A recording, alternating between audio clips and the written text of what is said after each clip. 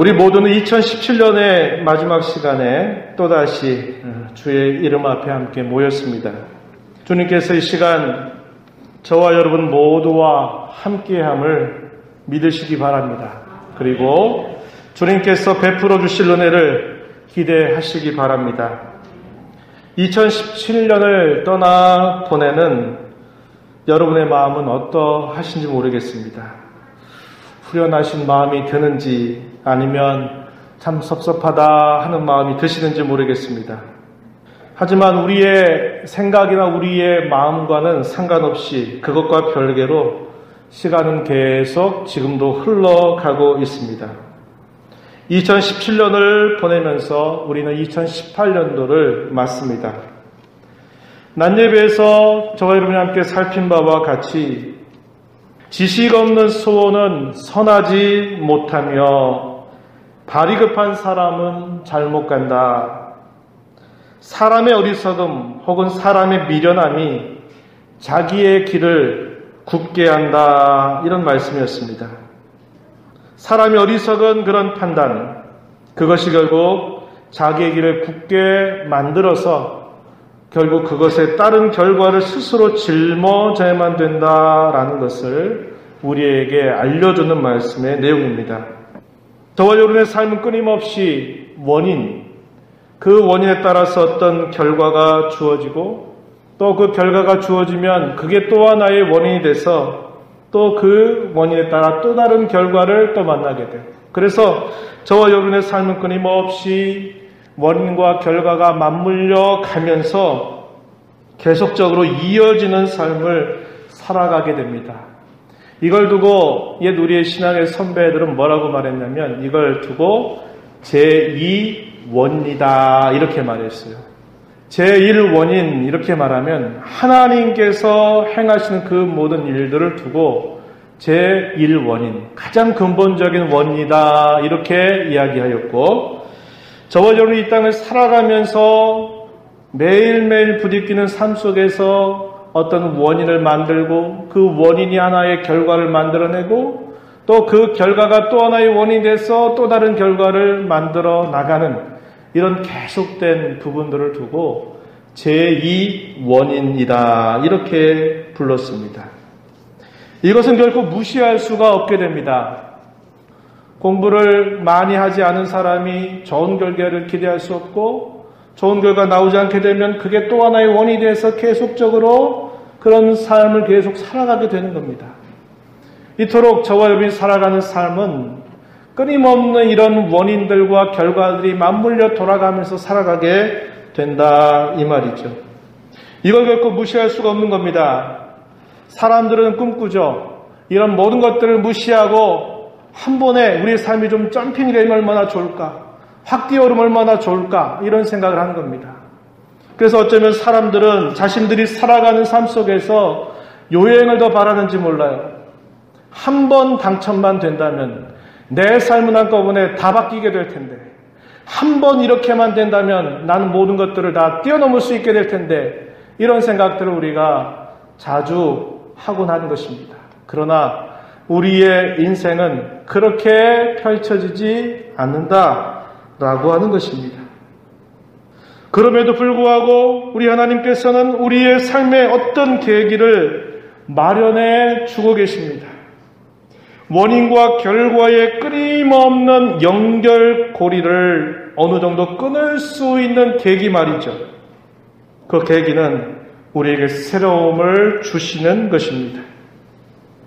우리가 낮 시간에서 살펴보았지만 다윗이 이렇게 고백했다 그랬습니다. 그의 노염은 잠깐이요 그의 은총은 평생이로다.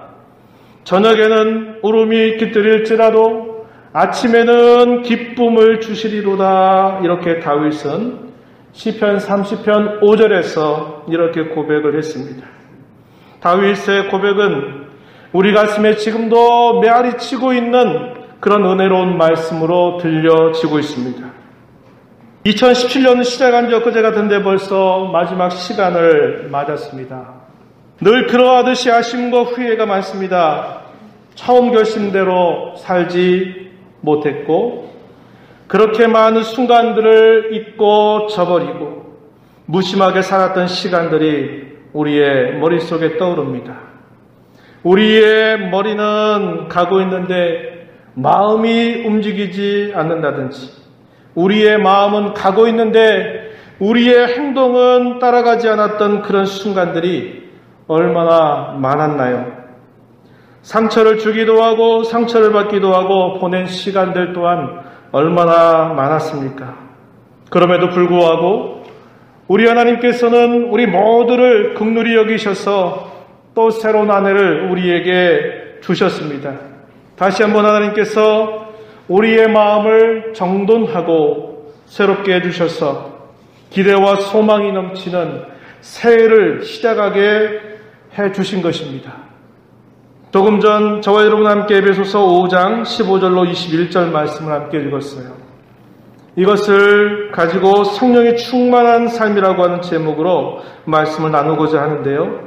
성령이 충만한 삶을 살게 되는 것이야말로 우리의 삶에 지났던 수많은 악습들, 끊임없는 반복, 우리 자신의 길을 굽게 만들었던 것을 곱게 세울 수 있게 해줄 것입니다.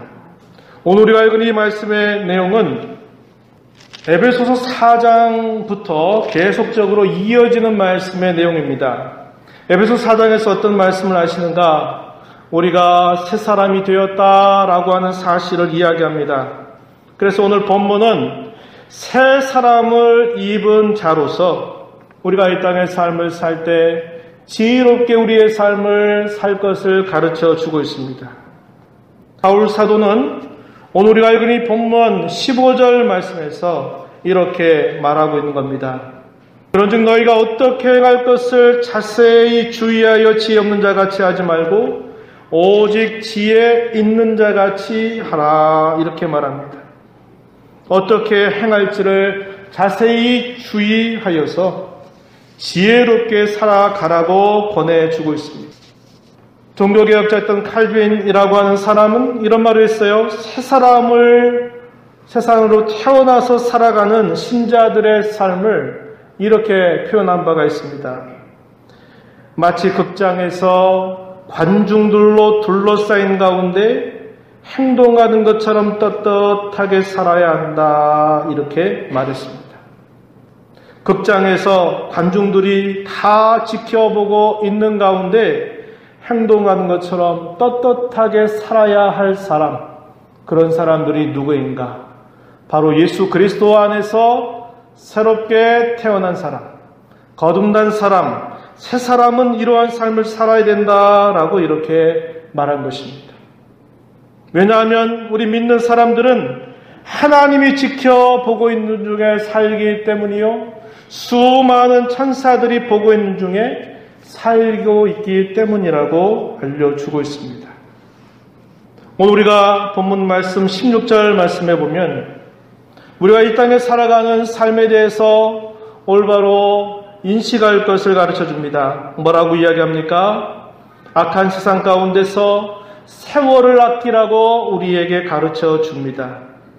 저와 여러분이 살고 있는 이 세상은 하나님께서 지으신 세상입니다. 그러나 범죄 이후에 이 세상이 흘러가는 방향은 여전히 타락한 질서 가운데 그 영향 가운데서 흘러가고 있는 세상입니다.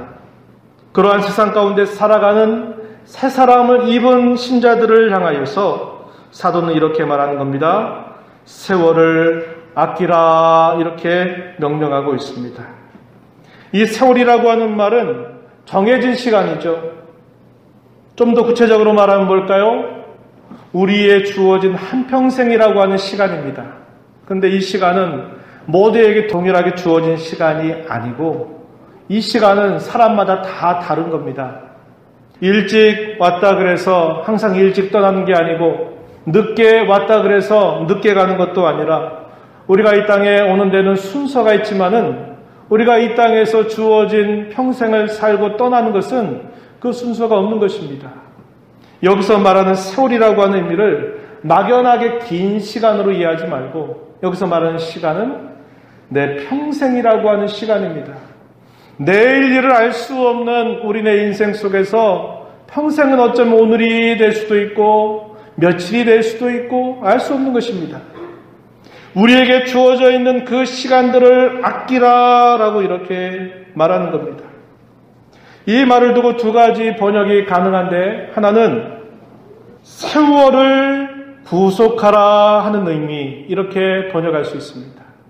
우리에게 주어진 한 평생을 값을 지불하고 사내라, 이 말이죠.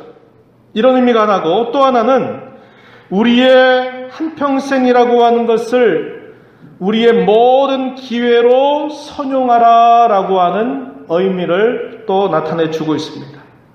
세월을 구속하라, 이 말은 예수님의 구원을 통해서 우리의 평생 전체가 다 구원받은 것처럼 우리의 주어진 모든 시간들을 이렇게 구속받은 자처럼 살아가도록 해라, 그런 의미를 전달해 주는 것이고, 모든 기회를 사라 혹은 기회를 선용하라 이렇게 옮겨질 때는 우리의 한평생 전체를 기회로 삼아서 그 기회를 주신 하나님 앞에 최대한 선용하는 삶을 살아라, 이렇게 그 뜻을 알려주고 있습니다. 우리 성도들에게 있어서 이 땅의 삶은 전부가 아닙니다. 잠시 잠깐의 삶입니다. 영원한 삶을 위한 기회라고 하는 것을 우리는 잊어서는 안 되는 것입니다. 잘 아시는 대로 이 기회라고 하는 것은 좋은 결과를 가져다 줄 수도 있고, 또 어떤 경우에는 후회스러운 결과를 가져다 주기도 하는 것입니다. 그 기회를 잘 쓰면 우리에게 유익이 되지만 그 기회를 잘못 쓰면 우리에게 오히려 해가 되는 것, 이게 바로 기회라고 하는 것입니다. 우리가 사는 이 땅의 모든 삶, 그것은 끊임없는 기회의 연속임을 우리는 알아야 합니다. 우리의 삶을 마칠 때까지 모든 것들은 다 기회라는 거예요. 내가 지금 부유하다, 내가 지금 지식이 많다, 내가 지금 뭔가 할 만한 힘이 있다 하는 것들이 그 자체로서는 우리에게 귀한 것이고 값진 것이지만, 그 기회를 어떻게 쓰느냐에 따라서 그것이 정말 우리에게 좋은 게 될 수도 있고, 그 기회를 잘못 쓰게 되면 오히려 차라리 그것이 없는 것이 나을 뻔했다라고 하는 후회를 가져다 주기도 한다라는 것입니다. 우리의 모든 기회는 언제 드러날까요? 우리가 이 땅의 삶을 마치는 그때입니다. 그리고 이 땅에서 우리가 좀 어렵게 산다 그래서 그것 때문에 나는 복받은 자가 아니다라고 생각할 것도 없고, 반대로 내가 이 땅에서 뭔가 다른 사람들에서 누리는 게 많고 가진 게 많다 그래서 그것 자체를 정말 복받은 것으로만 여길 수도 없다라는 것입니다. 그 기회를 무엇을 위해서, 그 기회를 어떻게 쓰는가 하는 그것이 대단히 중요함을 우리에게 가르쳐줘요. 왜냐하면 누차 말씀드리지만 이 땅의 삶은 우리의 영원한 삶을 위한 기회이기 때문에 그러한 것입니다. 이 땅의 삶에 대한 올바른 인식이 필요해요. 천년 만년 살 것 아니고 내일이 있고 모레가 보장된 삶이라고 말할 것이 아니라, 오늘 지금 이 순간에 주어진 우리의 삶이 하나님께서 주신 것인 줄 알고 그 주신 삶 속에서 하나님의 뜻을 언제나 품고 그 뜻을 따라 살아가는 삶이 가장 중요함을 우리에게 가르쳐 주고 있는 거예요. 바울 사도는 계속해서 또 이렇게 말합니다. 본문 17절 가서 보면 이렇게 말해요. 주의 뜻이 무엇인가를 이해하도록 해라, 이렇게 말합니다. 이 말은 우리에게 뭘 가르쳐 줄까요? 올바른 가치관을 가지고 이 땅을 살아가라고 우리에게 가르쳐 주는 말입니다. 나는 무엇을 위해서 살아가는가? 내 삶에 있어서 정말 중요하고 가치 있는 것이 무엇일까? 그것에 관해서 우리에게 일깨워주는 말씀이에요. 하나님의 뜻이 무엇인가를 이해하도록 해라. 내 주어진 상황, 내 주어져 있는 처지, 내가 당면하고 있는 여러 일들 앞에서 하나님께서 뭘 원하시는지를 항상 찾고 이해하는 삶을 살아갈 것에 관하여 우리에게 가르쳐 주고 있는 것입니다. 여기에서 우리에게 알려주신 하나님의 뜻은 하나님이 감추어 두신 그런 뜻을 말하는 게 아니에요. 하나님께서 성경을 통하여 우리에게 분명하게, 우리에게 확실하게 알려주신 하나님의 뜻을 말하는 것입니다. 우리가 조금 전에 읽었던 십계명의 내용처럼 하나님께서 우리에게, 우리 사람에게 원하시는 하나님의 뜻이 무엇인가를 아주 명백하게 알려주셨고, 이것은 하나님이 기뻐하지 않는다는 것도 명백하게 알려주신 거예요. 예를 들면 하나님을 사랑하라고 하는 것, 그것은 하나님이 만고불변으로 우리에게 알려주신 하나님의 뜻입니다. 이웃을 사랑해라, 형제를 사랑해라 이렇게 말하는 것도 언제나 모든 사람에게 원하신 하나님의 뜻임을 우리는 알고 있는 것입니다.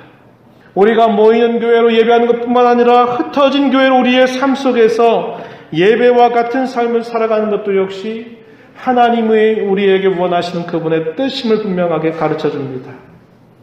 교회의 덕을 세우는 일, 하나님의 복음의 증인으로 살아가는 일, 성도들과 함께 친밀하게 서로 교제하고 격려하고 위로하는 일들, 이런 것들도 언제나 우리를 향하신 하나님의 뜻으로 알려주신 것입니다. 하나님의 말씀을 바르게 깨닫고 그 말씀에 깨닫는 대로 순종하는 것도 역시 언제나 저와 여러분을 향한 하나님의 뜻이라고 가르쳐줍니다. 애매한 부분들이 보여질 수 있어요. 이게 긴지 아닌지 이런 애매한 부분들이 있습니다. 흰색도 검은색도 아닌 무엇인가 섞여있는 것 같은 회색지대와 같은 것들이 우리에게 보여지기도 해요. 그럴 때는 우리가 그것을 잘 분별하는 그런 자세를 가져야 되겠지만은, 그러나 하나님은 그분이 원하시는 것에 관하여서 우리에게 명백하게 알려주고 계시다고 하는 것을 우리는 잊어서는 안 된다는 것입니다. 어떻게 우리의 삶을 이렇게 지혜롭게 살아갈 수 있을까요? 다시 말해서 이 악한 세상을 살아가면서 어떻게 세월을 아끼며 살 것인가? 우리의 인생을 구속하는 자로 살 것인가? 우리의 인생 전체를 기회로 삼아서 하나님 앞에 선용할 수 있을 것인가? 어떻게 우리의 삶을 통하신 하나님의 뜻이 무엇인가를 이해하면서 살 수 있을까? 이렇게 사는 것이 지혜로운 삶인데, 이렇게 지혜롭게 살아가기 위해서 우리에게 필요한 것이 있다. 그게 뭐냐? 바로 성령의 충만함을 받는 것이다. 이렇게 가르쳐 주는 것입니다. 성도로 지혜롭게 살아가는 삶은 다시 말씀드리면 성령의 충만한 삶을 말합니다. 바울 사도는 본문 18절에서 술 취하지 말고 성령의 충만함을 받으라 이렇게 가르쳐 줍니다. 술 취하는 것과 성령의 충만함을 받는 것, 이건 대단히 대조입니다. 어떤 면에서 서로 다 반대가 될까? 술 취하는 삶은 육체의 즐거움과 방탕함을 부추기게 됩니다. 하지만 성령의 충만한 삶은 영적인 즐거움과 그 열매를 맺게 해줍니다. 술 취함이라고 하는 말은 어리석음을 나타내는 아주 상투적인 표현입니다. 이교도 예배에서 이방의 종교에서 일상적으로 행해지던 난잡한 술 파티, 그것을 언급하고 있는 말이기도 하는 것입니다. 무아지경을 느끼면서 그 이방의 신들과 교제하기를 추구했던 그러한 모습을 말한 것입니다. 그러나 성령에 이끌리는 삶은 그러한 삶이 아니라 그와 정반대되는 삶임을 우리에게 알려주고 있어요. 하나님과 참으로 진정한 교통을 누리는 것은 이교도들이 하는 것처럼 술을 취해서 얻어지는 것이 아니라 오직 성령을 통해서 이루어지는 사실임을 알려주고 있습니다. 성령의 충만함은 우리가 생각하기에 갑작스럽게 마치 매지컬한 그런 것으로 우리가 이해하면 안 됩니다. 성령께서 우리 안에 지속적으로 내주하시면서 거주하시면서 능동적으로 성령께서 우리의 삶을 주장하시도록 우리의 삶이 성령의 인도함을 따라 살아가는 것을 두고 성령의 충만함이다 이렇게 가르쳐 주고 있습니다. 오늘 우리가 읽은 이 본문 속에서 성령의 충만함이 이루어질 때 가져다주는 열매가 무엇인가 몇 가지 우리에게 소개해주고 있습니다. 예를 들면 19절, 20절, 21절 말씀에 하나님 앞에 예배하는 것으로 그 열매가 나타난다. 하나님 앞에 감사로 찬송하는 것으로 나타난다. 하나님 앞에 모든 일에 있어서 감사하는 것으로 역시 그 성령의 충만함은 나타난다. 우리에게 이렇게 알려주고 있습니다. 그뿐만 아니라 21절 말씀에 보면은 이런 것도 그 열매로 주어지는 것을 우리에게 알려줘요. 그리스도를 경외함으로 피차 복종하라, 이런 말씀입니다. 서로 복종하라 하는 표현이죠. 여러분 앞에 서 있는 목사는 항상 명령하는 사람이고 모든 신자들은 그 말하는 명령을 듣는 사람입니까? 이렇게 여기지 말라는 거예요. 부모는 항상 자녀에 대해서 항상 명령하는 자로만 있는가? 이것이 아니라는 겁니다. 남편이 아내에 대해서 또 아내가 남편에 대해서도 역시 그러하다는 겁니다. 그리스도를 경외함으로 서로 복종하는 것, 이것이 성령의 충만함이 가져다 주는 열매임을 우리에게 가르쳐 주고 있어요.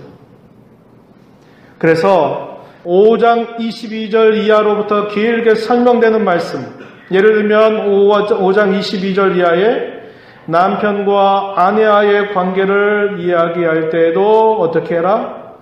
서로 복종하라 하는 것입니다. 6장 1절로부터 4절까지 부모와 자녀와의 관계에 있어서도 부모는 항상 자녀에게 복종을 요구하는 자로만 있는 게 아니라 부모 또한 복종해야 될 자리가 있다라는 것을 가르쳐 줍니다. 6장 5절부터 또 9절까지의 내용은 일상적인 사회생활 속에서 당시의 종과 상정과의 관계에 있어서도 서로 복종함이 나타나야만 된다, 이것을 가르쳐 주는 것입니다. 높은 자가 낮은 자를 지배하고 또 복종을 강요하는 그런 것처럼 여겨지는 그런 사회를 살아갑니다. 그러나 하나님께서 새롭게 지음받은 새 사람 된 사람들이 이루는 교회는 그렇지 않다는 거예요. 모두가 다 서로를 향해서 복종하는 그런 열매로 나타나야 됨을 우리에게 가르쳐 주고 있는 것입니다. 말씀을 맺을게요. 저와 여러분이 살아가는 인생은 짧습니다. 짧으면서도 한 번 가면 다시 돌이킬 수 없어요. 하지만 저와 여러분 또 한 번의 기회를 받았다고 하는 사실을 잊지 마십시다. 기회를 주신 하나님의 뜻이 무엇인가를 항상 묻고 살기를 다짐하십시다. 그러면서도 무엇보다도 성령의 충만한 삶에 힘쓰도록 하십시다. 성령의 충만함은 말씀드린 바와 같이 하나님의 뜻, 하나님의 다스림을 온전히 따르는 삶입니다. 저와 여러분의 마음속에 거처를 마련하시고 내주하시는 성령님은 항상 말씀과 함께 그리고 말씀을 통해서 저와 여러분을 주장하십니다. 그렇다면 성령의 충만함은 하나님 말씀의 충만과 같은 말이요, 성령 충만한 삶은 하나님 말씀에 사로잡혀 사는 삶과 같은 말이 되는 것입니다. 이제 2018년 희망찬 새해가 밝았습니다. 옛것이 지나갔고 새것이 왔습니다. 새해를 주신 하나님께 우리 다시 한번 감사를 드려보실까요? 한번 해보십시오. 하나님 감사합니다. 올해에는 성령으로 충만한 삶을 살고 싶습니다.